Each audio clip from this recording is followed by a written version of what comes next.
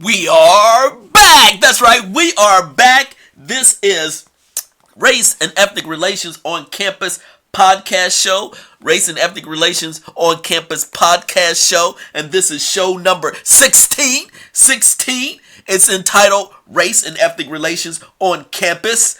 Controversial race relations topics to discuss and debate. Protesting the U.S. President Donald Trump. That's right. Protesting the U.S. President Donald Trump. This is show number 16. I am Dr. Bailey, and this is from my book, Race and Ethnic Relations on Campus, 2018, from ABC Clio Prager Publishers. And this is the first topic from chapter 11 in my book. And I'm talking about discuss and debate. And the first topic that we're going to address and debate professionally is protesting the U.S. President Donald Trump. So there you go. That's the setup. This is again podcast show number 16. We want to thank all our listeners, and like I said, we've taken a turn. We're getting into some very serious topics now. All of the topics have been very serious, but now it's time to go deeper. First, I want to thank our major sponsors, Podbean for presenting us, to giving us the platform to present our podcast show. So a big thanks to Podbean, a big thanks to iTunes, Apple Play, Apple Podcasts, a big thanks to Google Play, Google Music, Spotify, and of course YouTube, and then of course iHeartRadio. Thank you so much, iHeartRadio, for continuing to give us a platform to share many of these not too easy topics to discuss and to present to the listening audience. So thank you, iHeartRadio. So here we are. We are just a couple of minutes in, and like I said, from the previous show number 15, controversial race relations topics to discuss and debate. These are issues that my college students are so willing to discuss and debate, but they never had a forum. So I felt like in my class, I give them that opportunity. And so I present just a few of the topics, top 10 of the topics in my book. And I want to go through how it's presented in the book. I'm going to read it, and then I'm going to provide some other discussion to this topic. So this is topic number 1, and I felt like it's time, and this is very timely, by the way. It's obviously is 2019, before the presidential politics is going on everywhere, and so and I know my college students, they want to talk about this in great detail. Matter of fact, last year we had some great discussion in class. The year before, oh my gosh, we really couldn't talk about it when the election happened, and it was students were just, let me just say, dumbfounded what happened in the election. So now, just a couple of years ago, but now it's time to present the debate, the discussion, and the debate from an academic perspective. Again, like I said, this is very professional. We're not going to lose our cool. We're going to present compelling perspectives, pro and con, and then I'm going to present a solution. And as I said in show number 15, you may not like my solution, and it's okay. So if you don't like my solution, just email me at ejb678@gmail.com. That's ejb678@gmail.com. So just email me why you don't like my solution or why you like my solution. It's straightforward. But again, it's time. It's 2019, almost 2020. And the semester is going along so fast. My podcast shows are picking up much more attention than ever before. I want to thank my publisher for even placing my podcast show on my author page. So here we are. And now let me get to the topic at hand. Protesting the U.S. President Donald Trump. Ooh, don't say it. No, but we're going to be professional about this because I hear those already. And I want to make sure my students realize it's about being respectful and sticking to the facts as best way possible. So here's what the pro is. I do the pro, and then I do the con, and then I present potential solution. So here I am. And for those of you who have the book, it is part of Part 5, Debate Issues, and it's Chapter 11, Controversial Race Relations Topics to Discuss and Debate. Here we are. Pro, about protesting the U.S. President Donald Trump. I support the protesting of the U.S. President Donald Trump because it is the civil right of every American citizen and college student to express his or her opinion about our U.S. government leaders, including our president. Although it may be unpatriotic, I still have the right. I still have that right as an American citizen to protest the president because I am not in agreement with many of the policies and programs implemented during this administration. That's why I feel the need to allow college students to protest our President Donald Trump. That's in support. That's pro in support of protesting the U.S. president, providing an opportunity for every person. And you're not unpatriotic, by the way, of protesting the president, but you're not in agreement with many of the policies and programs implemented by this administration. That is an American right. So that's the pro. Con, against president protesting. Con, quote, I do not support the protesting of the U.S. President Donald Trump, primarily because it is un-American and simply the wrong thing to do. In the presidential election, the United States decides which candidate they want to be president, and whoever wins is the president for all Americans. That's why I feel that it would be un-American for anyone, even college students, to protest the U.S. President Donald Trump. So in essence, it is un-American. The U.S. citizens elected Donald Trump. So everyone should be in support of the president because it was a decision by the U.S. citizens, U.S. American citizens. So regardless of the policies, we should not protest our president because he is a president for all people, all walks of life,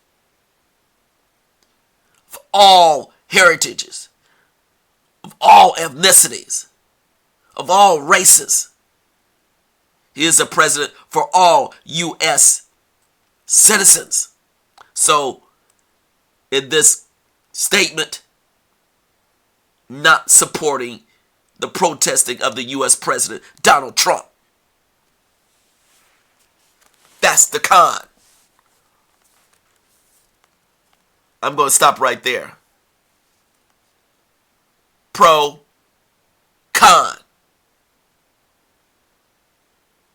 directly in opposing perspectives.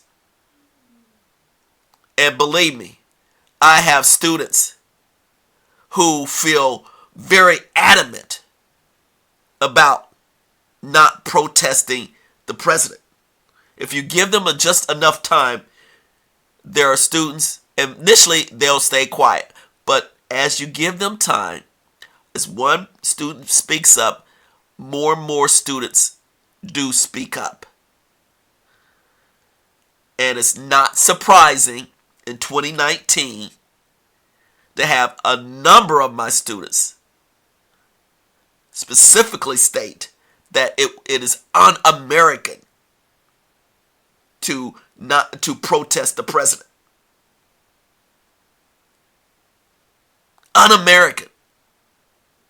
And there is a lot of support of being an American, obviously an American citizen. They feel very prideful. They don't want to give up their pride, their American heritage, being represented by our U.S. president, no matter who that president is. They feel adamant about it. Now, initially, those numbers of students, like I said, were very few to voice their opinion. But once I gave them a platform, I was surprised the number of students who did not want other folks to protest him. And let me just say this. Just so happened that over the summertime, here in our area, the president came on a political trip, campaign trip, and that was the topic that hit the national news here in North Carolina. It hit the national news during the summertime of 2019. And many folks said here it was un-American to protest the president. They were very prideful, had their American flags out, supporting the American president during his campaign here in North Carolina. So there are thousands and thousands. And now I just stepped outside the classroom. Initially, I was just talking about my students in my classroom. But when this became a bigger issue, when the president actually came here. Actually came here in North Carolina.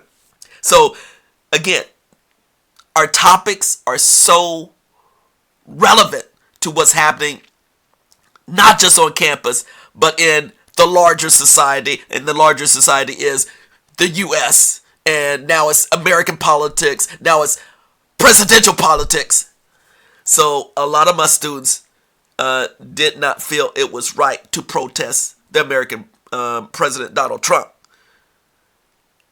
Whereas the pro specifically says, and they have a very loud voice, and they're usually the first ones to speak out, saying, I have the right. I don't agree with his policies from the start, even during the campaign, the first campaign. Dislike his policies, dislike his programs. Now that they've been implemented, I still have a lot of students, a fair number of students, don't like the programs, don't like the policies. But guess what's happening? Less and less students are taking the stance of pro. It's kind of surprising. That's the reason why I put it in my book. I said, wait a minute. These tables are kind of turning right now in 2019. I don't know why. But those who initially protested, their voices are not as loud. I don't know what's going on, but I want to make sure they give them the platform. And they're a little bit more hesitant now when I move in this topic, in this direction, and have this as an opportunity to debate. So it's very fascinating when you give college students an opportunity on a very, very controversial topic like the U.S., like Donald Trump, our president, and saying, do you have the right? And you can see how trends are happening. And students are unsure, yet one side may have more momentum than the other side. And it changes each season, each semester. It changes. It's not consistent. It changes. So we have the pro. Yes, I have the right to protest the U.S. President Donald Trump. I have the con. You should not protest our U.S. president. And then here is my potential solution. Here's my potential solution. And it's very brief. Here's the solution. In order for every student's voice to be heard, regardless of political affiliation, and so adhere to freedom of speech, allow students to protest or support any U.S. president during designated times and places on campus. Both supporters and protesters get equal treatment and scrutiny of safety issues. So in essence, what I said in that statement, and I'm going to reread this again. In order for every student's voice to be heard, regardless of political affiliation, and to adhere, so we can adhere to the freedom of speech, allow students to protest or support any U.S. President Donald Trump during designated times and places on campus. Both supporters and protesters get equal treatment and scrutiny of safety issues. So provide an opportunity on campus. Equal space, equal time, not in same areas, because when you put protesters and supporters in the same venue, something unfortunately might happen. So put them on the opposite ends of campus, if at all possible, and allow the supporters, the protesters, to demonstrate in the manner that they should be able to on a college campus for everyone, regardless of political affiliation. Give them space. Do not deny one side as opposed to another.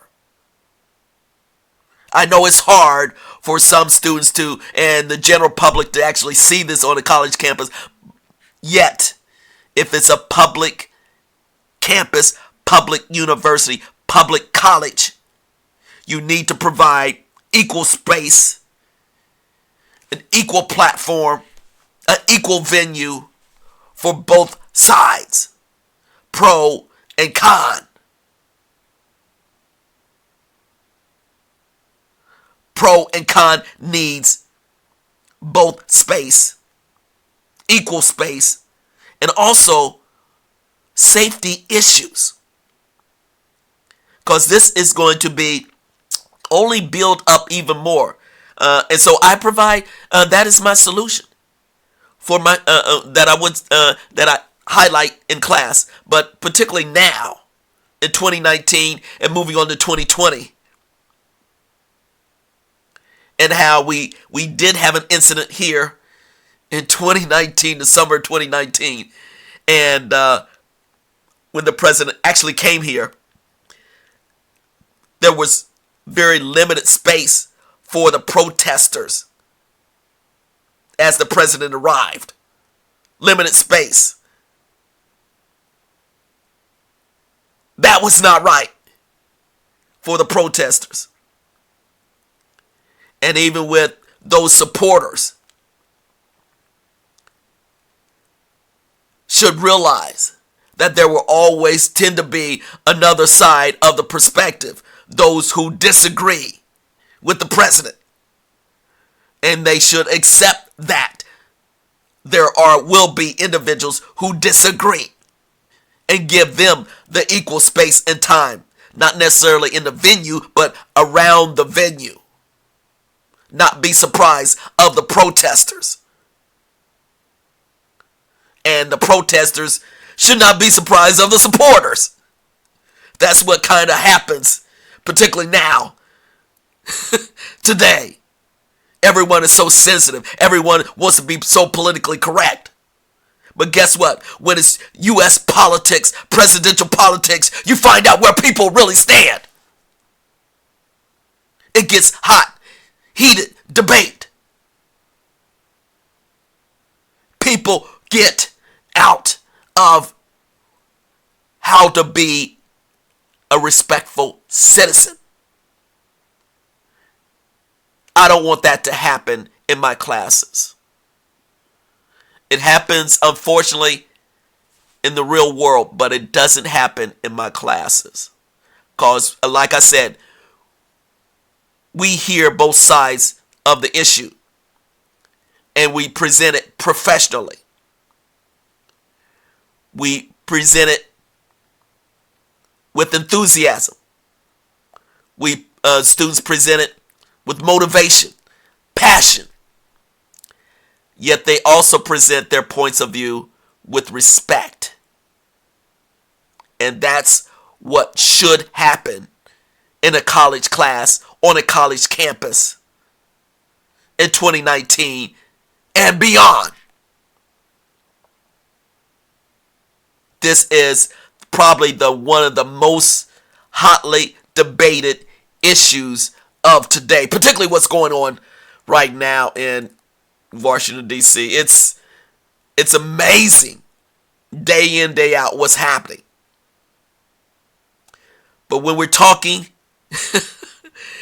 and discussing these issues in class, we try to stick to just the facts. And try to tap down the emotion a bit, because it does get emotional. And I just encourage my students to be as professional as possible. Don't get easily swayed by what you see in the media, or don't get easily swayed by what's tweeted out day in, day out. Stick to the facts.